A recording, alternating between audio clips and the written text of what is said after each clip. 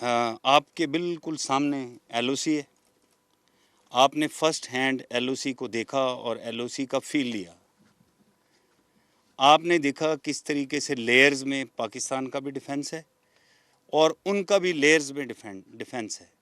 अभी जो जीओसी साहब कह रहे थे कहीं वो डोमिनेट करते हैं कहीं हम, ये बेसिकली एक फ़ौजी टर्म है। उनका कहने का मकसद ये था कि ये एक पहाड़ी सिलसिला है, इसमें कहीं उनकी पोस्टें ऊपर हैं, कहीं हमारी पोस्टें ऊपर हैं।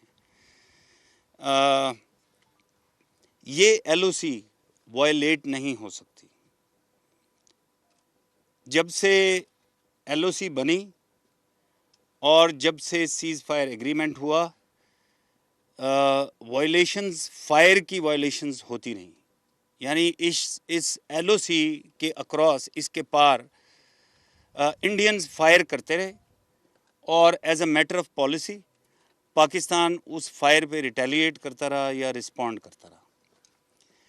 कोई फिज़िकल वायलेशन नहीं हुई, ना फिज़िकल वायलेशन हो सकती है और ना ही कोई इस तरह की चीज़ अलाउ की जाएगी। अगर कभी भी इस चीज़ की कोशिश की गई तो उसका भरपूर जवाब दिया जाएगा। They will get a very befitting response for any attempt to violate the LOC physically. अभी आ जाएं उनके इल्ज़ाम के ऊपर, या ये जो उन्होंने ढोंग रचाया कि उन्होंने 5 जगहों पे स्ट्राइक्स की। उनमें से एक ये जगह है जिसका वो नाम ले रहे हैं। This is one of those alleged places where they are saying that they carried out a strike against alleged launch pad of some, figment of their mind of terrorists. This is all false. मैं आपको दोबारा से ये LOC का बताना चाहता हूँ कि इस एलओसी पर आपने देखा कि लेयर्स में हमारा डिफेंस है, पोस्टें सीरीज़ में बनी हुई हैं, पूरा एक सिलसिला है और ये करीब करीब पोस्टें हैं। और लेयर डिफेंस के बाद आपने देखा नीचे एक पूरी वैली है, वहाँ इस वैली में तकरीबन 1 लाख की आबादी है और ये तमाम लोग अपनी अफवाज के साथ पूरे इंटेग्रेटेड हैं और इन्होंने खुद अपने कम्युनिटी बंकर्स बनाए हैं। क्योंकि जब भी आप सुनते हैं कि निहत्ते शहरियों के ऊपर यहाँ पर इंडियंस ने फायर किया और एलओसी की खिलाफ वर्जी की और लोगों को शहीद किया या ज़ख्मी किया, वो यही इसी तरह की वैलीज़ हैं। इसलिए लोग अपना दिफा भी करते हैं और वो एक एक मूवमेंट से, एक एक फायर से वो वाकिफ़ होते हैं, वो आगाह होते हैं। इसी तरह आज भी ये अभी ये जो 28-29 का कह रहे हैं, ये तमाम लोग ये फुली इससे अवेयर हैं। मैं इससे पहले कि मैं आगे जाऊं, मैं आपको ये कहना चाहता हूं कि आज मैं आपको इधर एलओसी पे लाया हूं। आप कमांडर से मिले, इधर अभी ट्रुप्स भी हैं, आप इनसे भी मिलेंगे। उसके बाद मैं आपको दावत दूंगा कि आप वैली के अंदर जाएं और वहाँ पर आप जो लोकल आबादी है उन लोगों से मिलें, उनसे खुद पूछें, वो आपको बताएंगे। बिकॉज इस इलाके में किसी जानवर की भी मूवमेंट अननोटिस नहीं जा सकती। लोगों को उसका पता चलता है, एक वर्ड स्प्रेड होता है, फ़ौरन एक बंदे से दूसरे बंदे, एक घर से दूसरे घर खबर जाती है। ये जितनी लेयर्स की हम बात कर रहे हैं, इनमें अगर परिंदा भी कोई पर मारता है तो पता चलता है। और इसमें सिर्फ ये नहीं है कि सिपाह एक पूरी डिप्लॉयड है लेयर्स के अंदर, इसमें पूरी वेपनरी, इक्विपमेंट, ऑब्जर्वेशन, सर्वेलेंस, हर चीज़ लगी हुई है, इस तरफ भी और उस तरफ भी। तो जैसा कि अभी जीओसी साहब ने कहा कि ये कैसे हो सकता है कि जिनके ऊपर स्ट्राइक हो उनको ही ना पता हो। और अभी मैं एक एक करके आपको बताऊंगा कि जितना ये स्ट्राइक का ड्रामा उन्होंने रचाया, अगर रात को उन्होंने फायर किया, जो 2 बजे के करीब फायर शुरू हुआ और सुबह 7 बजे तक ये 5 जगहों के ऊपर, ये कोई 250 किलोमीटर का स्पैन है जिसके अंदर उन्होंने मुख्तलिफ जगहों पे फायर खोला। और अगर एवरेज टाइम निकालें तो 2 बजे से लेकर सुबह 7 बजे तक तकरीबन उन्होंने ये फायर का सिलसिला जारी रखा और इसमें स्मॉल आर्म्स और मोटर्स का फायर था। और उसके बाद जब ये फायर बंद हुआ, क्योंकि इधर से भी बड़ा भरपूर जवाब दिया गया, बिफिटिंग रिस्पॉन्स हुआ, तो ये फायरिंग का सिलसिला बंद हो गया। उनके फायर की वजह से ये ज़रूर हुआ कि ये सामने इसी इलाके में एक पोस्ट के ऊपर हमारे एक जवान की शहादत हुई जब पोस्ट के बिल्कुल करीब आके गोला गिरा और वो एमुनिशन उठा के अपने वेपन में लोड कर रहे थे। और एक दूसरे सेक्टर में एक और हमारा सोल्जर इसी तरह इंडियन फायर के साथ शहीद हुआ। ये सरासर एलओसी की और सीज फायर एग्रीमेंट की वायलेशन है और हमने पहले भी कहा कि इसका भरपूर जवाब वो डिज़र्व करते हैं और इसकी पनिशमेंट उनको मिली और आइंदा भी कभी उन्होंने कोशिश की तो ज़रूर मिलेगी। अभी आ जाएं जो उन्होंने क्लेम किया था उसके ऊपर एक एक चीज़ को हम अभी देखते हैं। सबसे पहले उन्होंने कहा कि पाकिस्तान के खिलाफ सर्जिकल स्ट्राइक हो गई और वो पाकिस्तान के इलाके में घुसे और उन्होंने नंबर ऑफ लॉन्च पैड थे जो इल्ज़ाम वो लगा रहे थे उनको उन्होंने तबाह किया और वापस चले गए। तो वो कहाँ पे थे, उन्होंने कोई लोकेशन बताई, उन्होंने बताया कि वो कैंप्स कहाँ थे, उसमें वो मुख्तलिफ तादाद लोगों की बताते रहे। तो अगर इतने लोगों को वो इस साइड पर आए मार के गए तो ये पॉपुलेशन सारी इधर है, किसी बंदे को पता नहीं चला। इतनी लाशें इस इलाके में बिखरी हुई, उन्होंने अगर जो क्लेम किया तो वो किधर गई सारी, वो लाशें किधर गई, वो जनाजे किधर गए, कोई बंदे उठा के वो साथ ले गए, वो उन्होंने पेश क्यों नहीं किए। दूसरी बात आ जाए, अभी ये बॉर्डर की आप देख रहे हैं कन्फिग्रेशन, वो कह रहे हैं, कभी वो क्लेम ये करते हैं 1 से 3 किलोमीटर डीप गए, कभी वो ये क्लेम करते हैं कि वो 10 किलोमीटर डीप गए। आपके सामने ये एलओसी है, आप बताएं इस एलओसी से इस रगड टेरेन के अंदर से जो 5 घंटे में वो कह रहे हैं कि हमारे ट्रूप्स 5 घंटे में उन्होंने सारा ये ऑपरेशन किया, क्या ये सारा कुछ मुमकिन है कि वो आए भी और इतने आराम से वापस भी चले गए। तो बंदों को उन्होंने फूलों के साथ मारा, कोई फायर की आवाज़ नहीं है, किसी चीज़ की फायर, किसी चीज़ की आवाज़ ही नहीं आई। ये सब बिल्कुल बेबुनियाद और सफ़ेद झूठ है। उसके बाद आ जाएं, पहले शुरू में उन्होंने ये कहा कि जी हेलीकॉप्टर्स के साथ इंसर्शन हुई। आप अभी हेलीकॉप्टर्स के ऊपर आए हैं, हेलीकॉप्टर यहाँ आता है तो वैसे ही हेलीकॉप्टर की बड़ी आवाज़ होती है। ये तो वैली है, इस वैली में तो और भी किसी भी वैली में, ये सारे एलओसी के साथ पहाड़ों के साथ वैलीज हैं, वैसे ही आवाज़ बड़ी गूंजती है। तो वह हेलीज के साथ आए, इंसर्शन करके गए।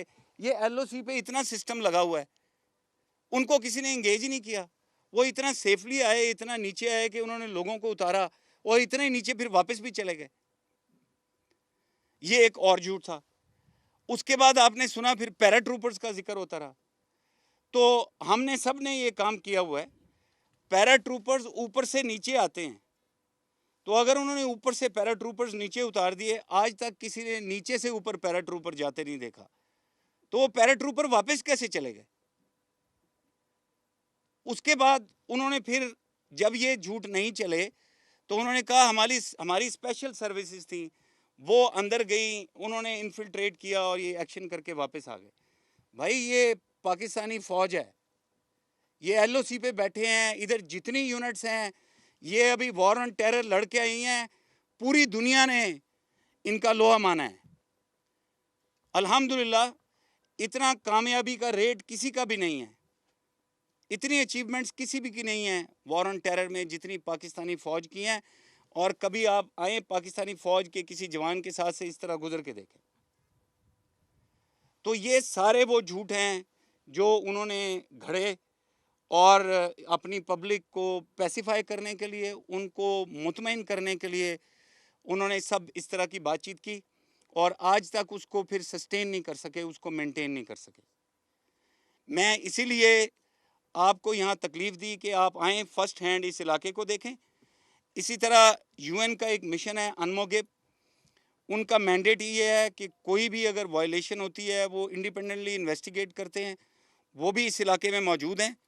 और मैं आपको बताता चलूँ कि उनके 11 स्टेशन हैं, उनमें से 7 पाकिस्तान की तरफ हैं, 4 इंडिया की तरफ हैं।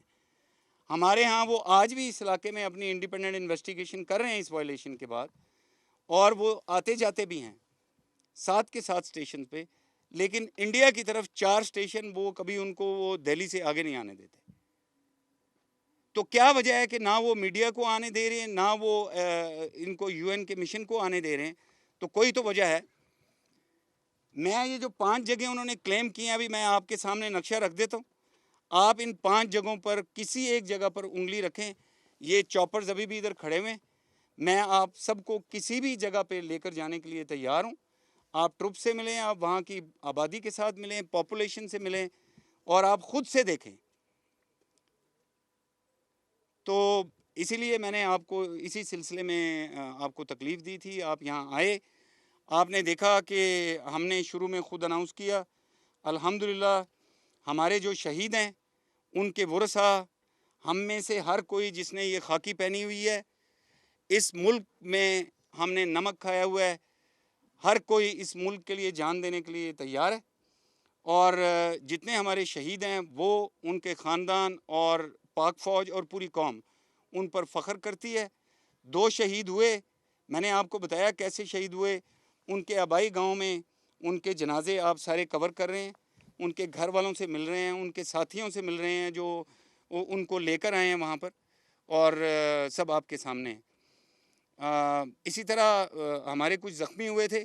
मेरी अभी GOC साहब से आते ही मैंने चेक किया, टोटल हमारे कोई 9 लोग थे जो फायर से ज़ख्मी हुए थे, और इन्होंने बताया कि वो मामूली ज़ख्म थे।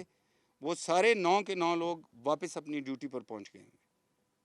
उनका जज्बा इतना ज़्यादा था कि वो CMH तक गए और झेलम CMH से ही उन्होंने इसरार किया GOC साहब को कि हम वापस जाना चाहते हैं, और वो अल्हम्दुलिल्लाह अपनी ड्यूटी के ऊपर वो वापस है मुख्तलिफ़ जगहों के ऊपर। आप में से बहुत सारे दोस्त मेरे से ये सवाल पूछते रहे कि जी उनकी भी कोई कैजुअल्टीज़ हुई हैं। हमने रिस्पॉन्ड किया बड़ा इफ़ेक्टिवली, और हमने फायर फॉर इफ़ेक्ट किया, और हमें यकीन है कि ज़रूर उनके भी कैजुअल्टीज़ हुई हैं, लेकिन वो क्यों उसको नहीं मान रहे, क्यों शेयर नहीं कर रहे, ये मेरा ख्याल है एक ऐसा सवाल है जो उनसे पूछना चाहिए। I am not ready and open for question. ये बिल्कुल ये इस तरह की रिपोर्ट्स हैं कि वो सिविलियन आबादी को खाली करा रहे हैं, लेकिन यहाँ पे उनकी तारीख़ है। पहले भी जब उन्होंने किसी ज़माने में फेंस बनाई थी तो उस वक्त भी यहाँ से आबादी का इनखला किया उन्होंने। उसके बाद उसके अलावा भी वो जब भी वो ख़ुद से कोई फायर की वायलेशन करने लगते हैं, एक सेक्टर को हॉट करने लगते हैं, तो वो इस तरह की चीज़ें करते हैं, इस तरह की हरकतें करते हैं। अभी तो वो मुझे ख़ुद बड़े पैनिक में लग रहे हैं, लेकिन आप देखें अल्हम्दुलिल्लाह हमारे तमाम लोग मोर्चों में मौजूद हैं और तैयार हैं, और किसी किस्म का भी जवाब देने के लिए भी तैयार हैं। अगर उन्होंने कोई भी हरकत की, कोई अगर वायलेंट एक्शन करने की कोशिश की, कोई भी उन्होंने वायलेशन की, ट्रांसग्रेशन की, उसका भरपूर उनको जवाब मिलेगा। जी, ये मेरा ख्याल है पहले भी मैंने कहीं जिक्र किया था कि ये एक रूटीन की चीज़ है कि DGMOs की हॉटलाइन है, और इसमें DGMOs भी बात करते हैं, उसके निचले लेवल पे भी बात होती है। जब भी वायलेशन होती है या उनकी रिक्वेस्ट के ऊपर या हमारी रिक्वेस्ट के ऊपर बातचीत होती है। इस वायलेशन पे भी बातचीत हुई, और बातचीत यही थी कि वो ज़ाहिर है हमारा अपना एतराज़ था कि जी क्यों आपने फायर स्टार्ट किया। उनका अपना बहाना था कि जी चूँकि हमें कोई मूवमेंट नज़र आई तो हमने फायर किया, और हमने जो भी उन्होंने बाद में वो मीडिया में कहते रहे, उन्होंने बड़ा लिमिटेड सी स्केल में ये कहा कि जी हमने चूँकि हमें मूवमेंट नज़र आई थी, हमने फायर किया, एक्शन किया। और उसके ऊपर हमारे DGMO ने कहा कि बिल्कुल आपने फायर किया है, जो बड़ी ज़्यादती की आपने, हम इसको बड़ा सीरियसली कंडेम करते हैं, और ये फायर नहीं होना चाहिए, आइंदा भी नहीं होना चाहिए। हमारी तरफ से कोई इधर कोई मूवमेंट नहीं हुई, और जो भी एलिगेशंस लगा रहे हैं इस तरह की कोई हकीकत नहीं है। और हमने पहले ही कहा हुआ है कि as a matter of state policy हम किसी किस्म की इन्फिल्ट्रेशन, किसी किस्म का एक्सपोर्ट ऑफ टेररिज्म, कोई चीज़ हम अलाउ नहीं करते। और इस चीज़ का इदराक, ये ख़ुद एक्नॉलेजमेंट ख़ुद आपने देखा इंडियन सिविल और मिलिट्री लीडरशिप पिछले कुछ अरसे से करती आ रही है। लेकिन अभी यकदम उन्होंने चूँकि एक हाइप क्रिएट की हुई थी, हमारी यही असेसमेंट है, अपनी पब्लिक को उन्होंने मुतमईन करना था, इसलिए उन्होंने फायर की वायलेशन करके उसको कोई और नाम दे दिया। I think you should ask this difference from the Indian DGMO. Why? Because I am telling you there are only two things that can happen, that they could violate LOC with fire, or they could violate it physically. I mean, they could physically cross the LOC, that is what they are saying.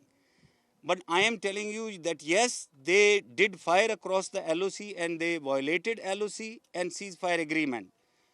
But there has been absolutely no physical violence of LOC, no crossover, no action beyond LOC. This is an absolute white lie, unfounded story which has been concocted by them.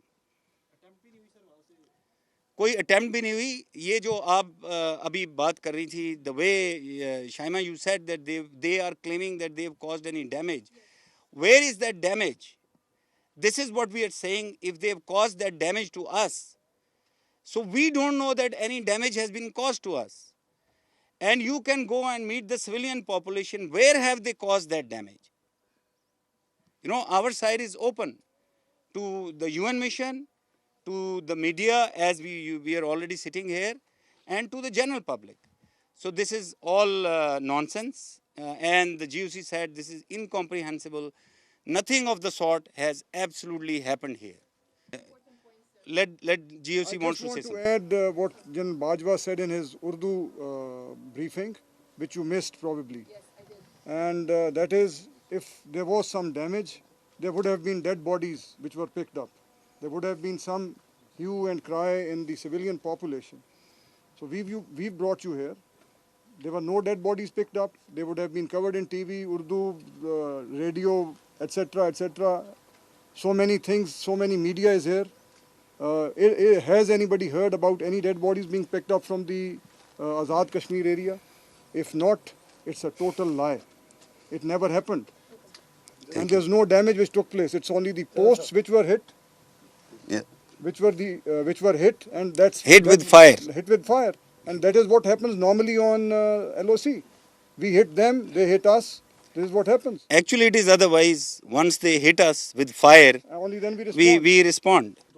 2002 वाली situation देखें, मैंने आपको पहले बताया कि ना हमने fire initiate किया, ना एस्केलेशन इधर से बढ़ाई जा रही है. ये फायर करना और उसके बाद जितनी भी बातचीत आप सुन रहे हैं, जितनी भी ये रेटोरिक सुन रहे हैं एट ऑल लेवल्स, ये इस वक्त एस्केलेशन सारी की सारी भारत की जानब से की जा रही है. हम एस्केलेशन नहीं चाहते, लेकिन जैसा कि मैं पहले बहुत दफ़ा कह चुका हूँ कि हम तैयार हैं, हम मोर्चों में बैठे हुए हैं. अगर कोई इस किस्म की हरकत की जाएगी, अगर कोई वॉलेंट एक्शन या कोई फिज़िकल एक्शन की कोशिश की जाएगी, इवन फायर की भी की जाएगी, वो कुछ भी करेंगे, उसका जवाब हर सूरत में उनको भरपूर मिलेगा. दूसरी बात ये रह गई कि क्या स्टेट डिपार्टमेंट ने जो भी कहा है, ये आपने क्यों एज्यूम कर लिया कि उसके बारे में अपडेट नहीं किया जा रहा. जो भी अभी बयानात आ रहे हैं दुनिया की तरफ से, वो तहम्मुल के, सब्र के, दोनों के लिए आ रहे हैं. और पूरी दुनिया यही कहती है कि दहशतगर्दी को रोकना है. और सबसे ज़्यादा पाकिस्तान अभी खुद कह रहा है, पाकिस्तान सबसे बड़ा विक्टिम है ऑफ टेररिज्म. और हम खुद कह रहे हैं, हमने जो ऑपरेशन ज़रबे अज़ब किया, आपके सामने किया, आप इतनी दफ़ा आप हमारे साथ आगे जा चुके हैं. ये इनडिस्क्रिमिनेट ऑपरेशन है, हर तरह के और तमाम टेररिस्ट के ख़िलाफ़ यह ऑपरेशन है. हम खुद दहशतगर्दी की जंग लड़ रहे हैं. तो ये एक जनरल टर्म्स है.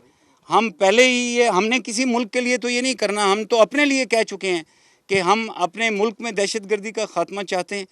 और एज अ पॉलिसी हम कभी भी अपनी सरजमीन को दहशतगर्दी के लिए इस्तेमाल नहीं होने देंगे. ये GOC खड़े हैं, ये ब्रिगेड कमांडर खड़े हैं. इनएडवर्टेंट क्रॉसेस, जो लोग भूल के, रास्ता भूल के क्रॉस कर जाते हैं, ये यहाँ की रूटीन है. लोग आ जाते हैं, पार चले जाते हैं. कभी लोग अपने रेवड़ के साथ, जानवरों के साथ आते जाते हैं, पकड़े जाते हैं, लेकिन उनका एक प्रोसीजर है, एक वेरिफिकेशन का एक सिस्टम है, उसके थ्रू जाते हैं. फिर राब्ते होते हैं ऑफिशियल लेवल के ऊपर, और फिर वो लोगों को वापस कर दिया जाता है. सो पहली बात तो मैं ये बताऊं कि शुरू में एक अफवाह उड़ी, या एक इंडियन मीडिया के थ्रू ये कहा गया कि पाकिस्तानी फ़ौज ने कोई इंडियन सोल्जर कैप्चर कर लिया है. ये मैंने उस वक्त भी रिवर्ट किया, अभी भी रिवर्ट कर रहा हूँ. कैप्चर का मतलब ये है कि वो कोई सोल्जर्स इधर आए थे और उनको इधर कार्रवाई के दौरान पकड़ लिया गया, या पाकिस्तानी फ़ौज का कोई दस्ता उधर गया था, उन्होंने LOC के पार उधर से किसी सोल्जर को पकड़ा और इधर ले आए. अभी आपने देखा कि ओवर टाइम वो क्लेम खुद ही उनका बदल गया है, और अभी वो ये कह रहे हैं, हमने भी मीडिया में भी और बाकी अभी लोअर लेवल पे अभी इतलात मिल रही हैं कि वो राब्ते कर रहे हैं कि कोई इनएडवर्टेंट क्रॉसर है, कोई हमारा कोई सोल्जर है जो रास्ता भूल के क्रॉस कर गया. तो वो प्रोसीजर के मुताबिक हम चेक कर रहे हैं और आपके साथ शेयर करेंगे। और ये भी मैं आपको बताऊं, एस्केलेशन किसी के फ़ायदे में नहीं है, जंग छेड़ना किसी के फ़ायदे में नहीं है। और अगर इस तरह की कोई हरकत उन्होंने उधर से इनिशिएट की तो पूरी पाकिस्तानी कौम तैयार है, अफवाज पाकिस्तान तैयार हैं। और हम ऑलरेडी ये इतने साल हो गए हमें जो जंग हम लड़ते आए हैं, उसके बाद हम इस जंग के लिए भी पहले से भी ज़्यादा तैयार हैं। उनको फिर शायद पाकिस्तानी फ़ौज की फिर ताकत का अंदाज़ा नहीं है। हम देख रहे हैं कि मकबूजा कश्मीर में एक इंडिजिनस मूवमेंट चल रही है, इतनी बड़ी फ़ौज उन्होंने वहाँ रखी हुई है। इस मूवमेंट का कैरेक्टर बिल्कुल इंडिजिनस है। पाकिस्तान की एक स्टेटेड पॉलिसी है, मॉरल डिप्लोमेटिक सपोर्ट पाकिस्तान उनको देता रहेगा, जैसा कि हमारी हुकूमत ने, हमारी सियासी लीडरान ने, हमारे फॉरेन ऑफिस ने भी ये कहा, हमारी मिलिट्री लीडरशिप ने भी ये कहा। बट इसके बियॉन्ड सब कुछ अंदर हो रहा है और वो देख रहे हैं आज 84th डे है of curfew in the valley और उनसे किसी तरह कंट्रोल नहीं हो रहा। तो जो कुछ वहाँ हो रहा है उसके लिए अटेंशन डाइवर्ट करना, एंड उस वक्त जब यूएन का जनरल असेंबली का सेशन हो रहा है और फिर उसके बाद उसको स्ट्रेच करते जाना, तो इसमें एक डिज़ाइन नज़र ज़रूर आता है। तो मैं ये कहूँगा आप भी इसका इंडिपेंडेंट तज्जिया करें और ज़रूर आप जिस तरीके से भी बताना चाहिए। जी प्लीज़। पूरी दुनिया को पता है कि हम किस स्टेज पे हैं of fighting war on terror, और ये हमारे अपने मुल्क के इंटरेस्ट में है कि अभी तमाम ऑपरेशंस कंक्लूजन की तरफ बढ़ रहे हैं और इतनी इफ़ेक्टिव बॉर्डर मैनेजमेंट की तरफ भी हम मूव कर रहे हैं और ये उन्हीं एडिशनल फोर्सेस की वजह से हैं। आपको पता है इस वक्त 2,08,000 के करीब फ़ौज है जो मगरबी सरहदों के ऊपर है और उससे कम फ़ौज है जो मशरक़ी सरहदों पर है। इस वक्त ये किसी के इंटरेस्ट में नहीं है और ख़ास तौर पे पाकिस्तान कभी भी ये नहीं चाहता कि ऑपरेशंस को इन स्टेजेस के ऊपर छोड़ के वहाँ से पूरी फ़ौज को इधर मूव करे। और ये मेरा ख़्याल है कि इस चीज़ का इदराक पूरी दुनिया को होना चाहिए और इसको समझना चाहिए। लेकिन जैसा मैंने कहा कि हमारी सालमियत हमें सबसे ज़्यादा अजीज़ है। पाकिस्तान की खातिर जो भी करना पड़ेगा, जो भी ऑपरेशनल मेजर्स लेने पड़ेंगे और हर सतह के ऊपर जो करना पड़ेगा वो होगा।